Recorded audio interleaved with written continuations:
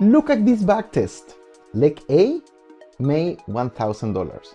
You might think, you found the holy grail, but wait, look deeper. Leg B lost 1,200. You didn't win. You lost $200 in two-leg arbitrage. Individual logs tell lies. Only the net profit tell the truth.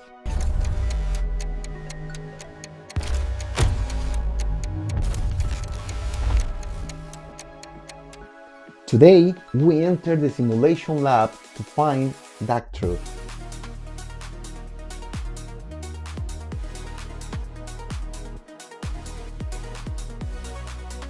We'll start by opening the backtesting module, a process we've covered in previous session.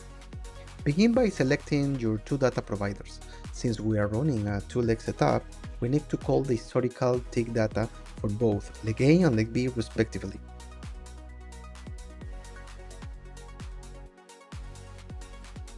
Once the feeds are synced, we must enable the trade execution parameters. I load my pre-configured text file now. With the settings applied, simply hit execute.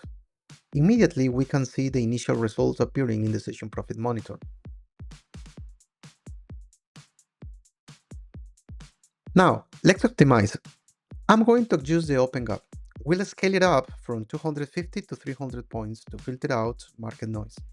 By iterating an increment of 50, we can observe the impact on performance. After re-executing, you will notice the session profit has dropped to 0. This indicates the threshold is now too high for the current volatility. This analytical process is vital for fine-tuning your open gap and slippage control before going live. If you are losing net money, do not change the strategy, change the math.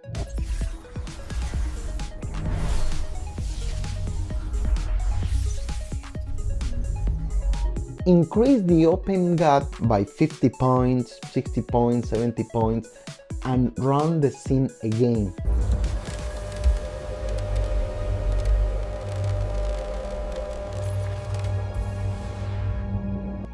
Backtesting is about finding the sweet spot where the gap is big enough to profit net, but frequent enough to actually trade.